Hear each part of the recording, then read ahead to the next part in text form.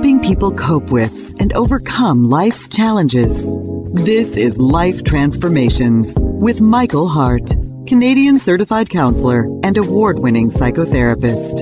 Welcome to another episode of the Life Transformation Show. I'm your co-host, Denise Hart, and I'm so glad you have joined me today. Christmas is just around the corner, and it's a season filled with lights, laughter, and love. But what truly brings us happiness during this time of the year? Is it the gifts, the traditions, or something deeper?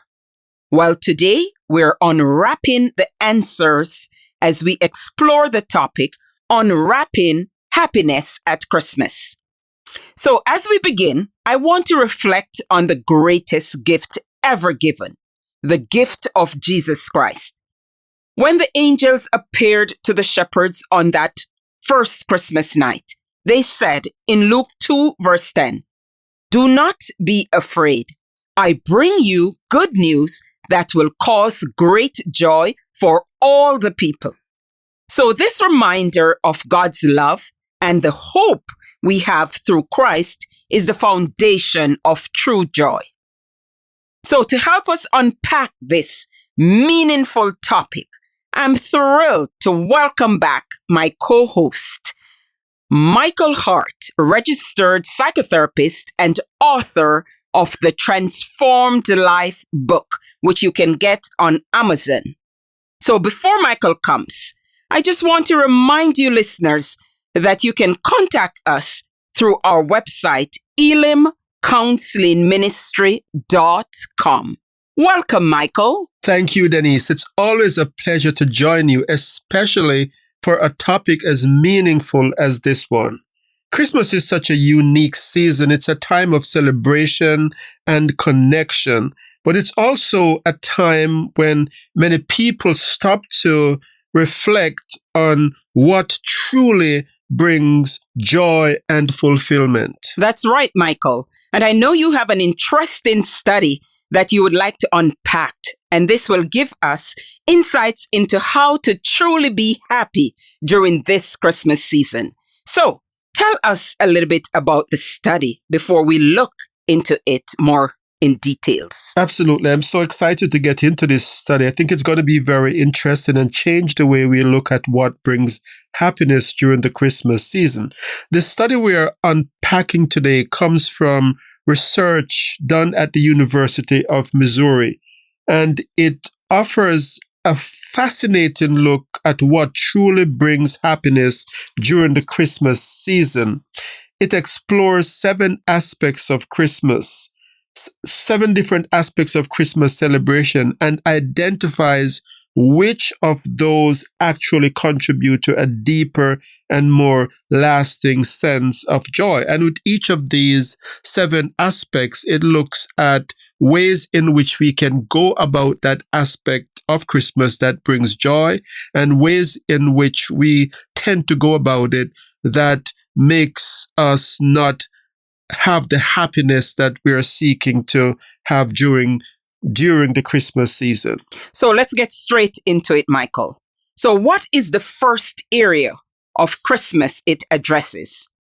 The first area is giving of gifts. The act of giving gifts is one of the most universal and celebrated tradition during Christmas. And the psychological literature highlights several reasons why it contributes to happiness. First, it's an expression of love and gratitude. So gift giving is a way of showing love and gratitude to those that we value, those that we want to show appreciation to.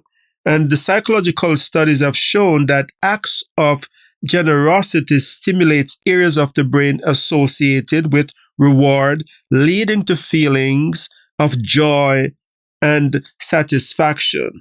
So when choosing gift, the giver often considers the recipient preferences, their needs, and their values. And psychologists tells us that this act of considering the other, their needs and their preferences, is a way of showing empathy to someone else, putting someone else's choices above yours.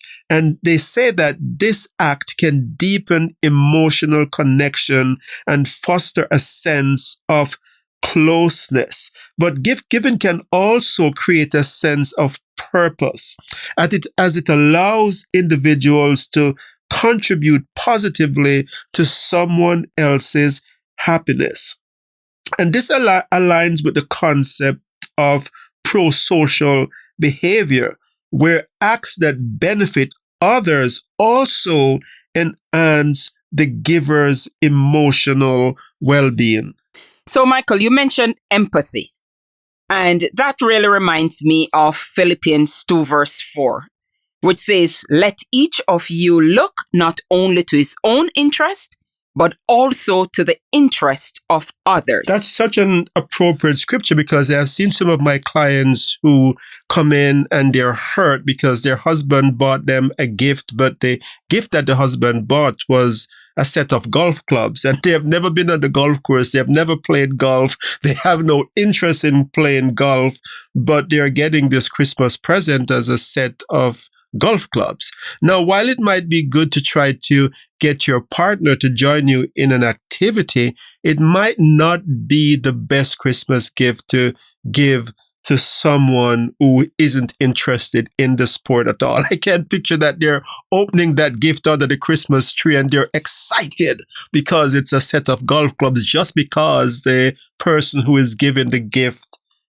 plays golf. And so that scripture that you just quoted is very appropriate. It says, let each of you look not only at his own interests, but also to the interests of others. So definitely, Michael, that would be someone showing like lack of empathy, may be struggling to give a meaningful gift, or just focusing on what pleases them rather than what pleases the other person. And you can see how that would cause problem in a relationship, right? If you're getting a gift that you really don't like at Christmas, but you have to pretend with a big smile as you're opening it that you're excited. Yes, that would be very hard to do. So now that we have explored the positives, what are some of the challenges or downsides of gift giving? Well, the study shows that a lot of people at Christmas feel intense pressure to give the right gift, and they can obsess on trying to focus on the perfect gift. And people who are focusing on the right gift, well, it's good that they're trying to do what's right, but sometimes it can get to excess where people becomes almost OCD in trying to buy the perfect and the right gift. And so this can lead to immense stress for the person who is doing the gift buying, and also can create anxiety. So many people at Christmas, when it comes to buying gift for others, experience anxiety and stress. And there's also people who feel that they have to give gifts out of obligation rather than genuine desire. They may have family conflict. They may have unresolved issues with family members, but Christmas puts them in this situation where they feel they have to give a gift that it's not coming from a good place in their heart. So it's more out of obligation than really wanting to give the person a gift. So this creates internal conflict where the person is feeling out of sort because they have been forced into a situation by the season or by the expectation that others have placed on them. And then there's also unrealistic expectation. When gifts are tied to unrealistic expectation of materialism, the giver may feel disappointed if their efforts don't evoke the desired reaction. So if you have put a lot of thought into getting a gift for someone and you got the gift that you thought was the perfect gift, and you give this gift and you're looking for how that person is going to react when they open the present, but they open the present and there is no reaction, that unrealistic expectation that a person is going to jump for joy can sometimes bring about disappointment for the gift giver.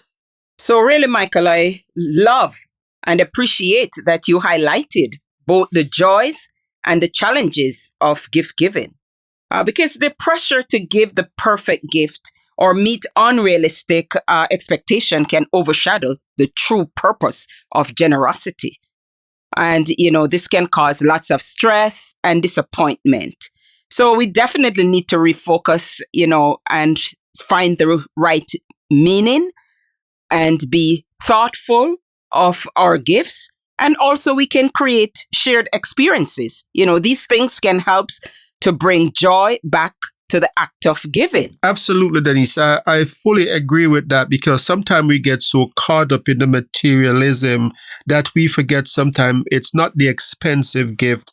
It's the simple gift that shows that you have put thought into giving that gift that can make a big difference. Exactly. So now, Michael, let's move to the next area of the study. What does the research say about receiving gifts? When it comes to receiving gift, that's another prominent aspect of Christmas. We give, of course, someone is receiving. But what makes receiving gift enjoyable, as we have alluded to before, is the thoughtfulness that someone puts into a gift and the meaning behind the gift. Sometimes something that you make and create with your own hands can have more meaning to the person receiving it. And then there's also the surprise factor. Unexpected gifts are those that exceed expectations, can evoke feelings of delight and appreciation. The surprise activate reward systems in the brain, heightening the experience of the joy. And so receiving a gift can also symbolize care and thoughtfulness from the giver, affirming that there is a close connection between the two parties. So receiving gifts, it's not just an act. There are a lot of psychological significance involved in receiving a gift from someone. So those are great positive points about receiving gifts. But Michael, it's hard to imagine that the study has anything negative to say about receiving gifts. After all, who doesn't love a thoughtful surprise or meaningful gesture? Well, not so fast. The study does have something to say about receiving gifts that negative, and it may come as a surprise to many of you what I'm about to say, but what the study show is that if you receive an expensive gift that is a significant portion of your monthly income, let us say someone gives you a MacBook computer that's worth $4,000, and you open up this gift and you see this shiny computer, but then at the same time you realize, I just got this person a pair of socks. What am I going to do? Because now I am feeling that my gift is just not going to cut it. And so this puts pressure and even guilt on someone who receives that gift, because now they're thinking, should I return this laptop because it's not fair for me to get this expensive gift, but I'm given a pair of socks. And so it creates this stress where now the person may have to secretly, remove their gift from under the Christmas tree and say, oh, I have a gift for you, but I haven't wrapped it as yet, and then try to sneak out to get something more expensive. And so it creates a lot of pressure. And so surprisingly, expensive gifts put people in a place where they feel obligated to reciprocate. And if you do not have the financial means to do so, then you can feel guilt, and you may even feel shame that you're not able to give a gift that matches what the other person has given. So this is one of the biggest drawback when it comes to receiving a gift. I can definitely see how the person would feel, Michael. Oh, that must be so hard. And I can see them carrying guilt for that also. So let's move on. I really love the idea that a truly meaningful gift can affirm the relationship between the giver and the receiver, because this really aligns with Proverbs 17 verse 8, which says, a gift is as a precious stone in the eyes of him that hath it. And this reminds us to focus on gratitude and the heart behind the gift rather than its material value. So now, Michael, let's turn to something even brighter. What does the study say about the festive aspects of Christmas and how they contribute to the happiness? Yeah, so that's a third area highlighted in the study. And that area focuses on the sensory elements of Christmas, the festive elements of Christmas. And so what it shows is that the season, the food, the drinks, and the smell and the lights and all that visual stimulation, the soundtrack, the music of the season, the holiday gatherings with their vibrant energy, all of these things are highly positive and can create an elevated mood. Yes, Michael, that's truly remarkable. You know, the sights, the sounds, and the smells of Christmas, oh, those can really lift our spirits. And it does create lasting memories also. You know, it's so joyful. The carols remind me of the beauty in celebrating together. You know, it brings to mind Ecclesiastic 3 verse 13. And that says that each of them may eat and drink and find satisfaction in all their toil. This is the gift of God. So, what does the study reveal about the potential stressors tied to these sensory elements? Yes, it's hard to imagine that the study would say anything negative about these festivities, but unfortunately, the study does say that there is a dark side to the festive elements of the season. The study notes that excessive stimulation, poor boundaries, or unrealistic expectation can lead to stress rather than joy. So, for example, if you are an introvert and at this time of the year you have to attend a lot of social gathering, this can be hard for you.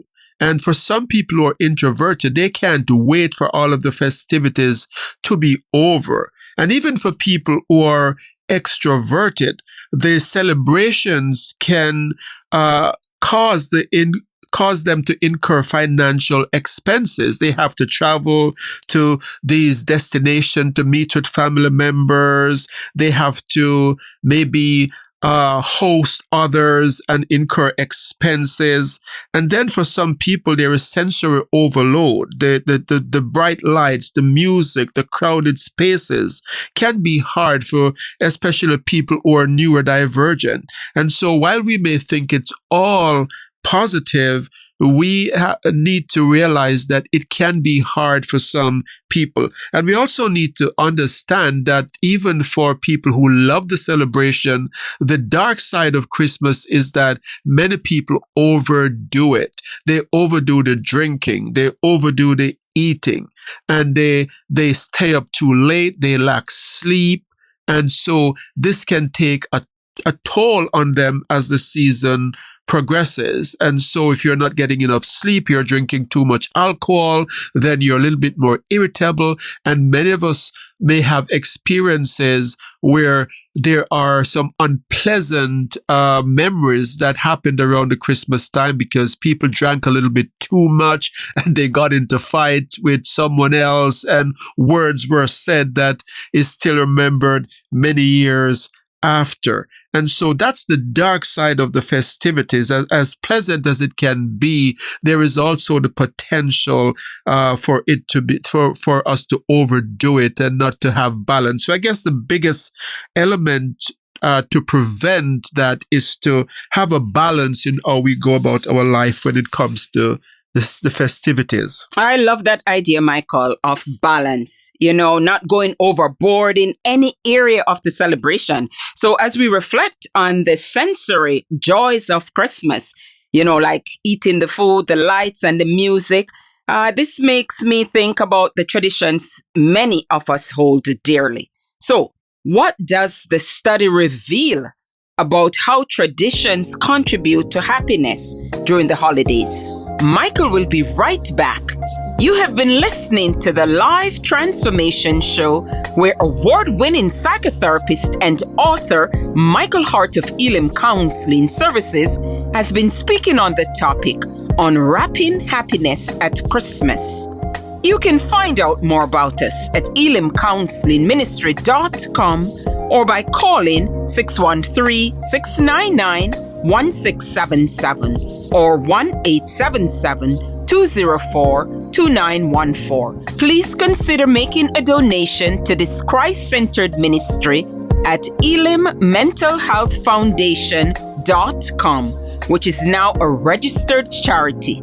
Your donations help us to stay on the air and to provide subsidized counseling to those who can't afford it. Back to Michael. Traditions are very powerful. The movie night, the decorating together, the holiday baking, all of these things can strengthen relationship. It's also a way of passing down values, where values can be passed on to the other generation. So traditions often serve as a medium for transmitting important life lessons and values to the next generation, teaching the grandchildren to help you decorate the Christmas tree, or teaching your own young children to decorate the Christmas tree can be valuable life lessons of teamwork and working together. So, what are the potential challenges, Michael, of maintaining healthy traditions? What about people who find themselves alone, such as empty nesters that no longer have their children around them like they used to? Yes, this can be very hard because life changes, and for some family who have gone through changes, the traditions change over time, and the children may have moved on to other cities. They may not all travel back for Christmas, and so for empty nesters, it can be a difficult time. It can also be a challenging time too for family members who are grieving. This is your first Christmas without a loved one, and so that brings sadness, and the tradition is going to be different without that loved one being a part of it. And so for some people who are isolated, Christmas can also be a time of loneliness, where they see other family members getting together, and they might be really sad because they don't have the same kind of family support with them. Oh, that is so true, Michael. It's incredible how traditions bring people together. It anchors us in the meaning of the season. But another powerful way to connect during Christmas is by helping others. Christmas is often called the season of giving, and helping others seems to really capture this kind of spirit. So what did this study reveal about the role of charity and kindness in creating happiness during the holidays? Yes, this is one of my favorite parts of this study, because what this study shows is that helping others is actually good for you.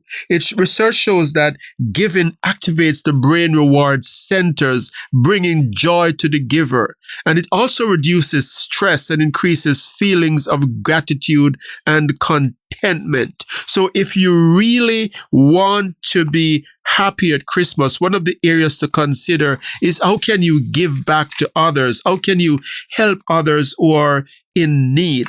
And so this area of giving also helping your community also strengthens community bonds and create a deep connection at Christmas time. Oh, so true, Michael. Helping others, it really reminds me of how important relationships are, especially with those closest to us, right? Yes, absolutely. So that brings me to the sixth area of the study, spending time with family. Why is this such an important factor for happiness at Christmas? I think this is an important factor, Denise, because it strengthens bond. It's the quality time that family members often have at that time of the year that makes it such an important season that many look forward to. And again, we talk about the traditions. It's a time where those traditions take place. And people often feel emotionally supported at Christmas because they have family members around that they can talk with about their problems, and they can strengthen each other. The Bible talks about iron sharpens iron, and Christmas is often a time when family members get together and they can be support for each other. So let's talk about the final area of the study, Michael, which highlights how engaging in religious activities contributes to happiness. So for many, many of our listeners, the holiday season is deeply tied to faith and spirituality. So what does the study reveal about the impact of religious activities? This is another favorite part of the study for me, because what it shows is that religious activities at Christmas help to reduce stress. It gives meaning to others who may be going through hardship. Community and worship also help people to build healthy traditions. And so this religious part of Christmas is very, very important. It's actually the reason for the season. And by incorporating the religious element in your family, it can help you to have a happier Christmas. It may mean just singing carols around the Christmas tree, even if you don't have a good voice. I don't have a great voice, but we do that every year, right, Denise? Exactly. And I think it's a good part of the holidays. So I can't believe you would agree on air that I don't have a good voice, but let's go on. Oh, well, Michael, I just can't believe that this study would have anything negative to say about engaging in religious activities, because it's all seem positive for me. Is there anything negative? Yeah, actually, the studies did talk about the possibility of people who feel disconnected from their faith being put in a situation where they have to partake in religious activities. So if someone feels distant from God, either because they're living lives that are in contrast to what they believe, it can be a time of guilt. And I think too, for people who have lost loved ones, they could have a sense that God has failed them. And to get together and to sing songs of worship during the Christmas season can be really hard, as it put it's unrealistic expectations on some people. So, Michael, in wrapping up, it's so inspiring to see how each of these areas contributes to the joy of the season. So whether through family time, acts of kindness, or spiritual reflection, Christmas offers so many opportunities to create deeper meaning and connection. So, thank you for sharing with us today, Michael, and thank you so much for joining us today on the Life Transformation Show. Well, I hope our discussion on unwrapping happiness at Christmas has given you some meaningful insights as you prepare for the season ahead. So we'll be back on the air next Monday morning at 9:30. So be sure to tune in. In the meantime, you can visit our website at elimcounselingministry.com to learn more about our work and find additional resources. So before we go, I want to take a moment to thank you for your continued support because this is a Christian organization and we do not receive any government funding. So instead, we rely on generosity of listeners like you to help us support Christians who are struggling with mental health challenges. So you can also make a donation to elimmentalhealthfoundation.com. This is a registered charity and it supports and helps members in many different churches. So thank you again for being with us today. Until next time, this is your co-host, Denise Hart. And Michael Hart, praying together that God would bless you in all your relationships and keep you sound in mind and pure in heart.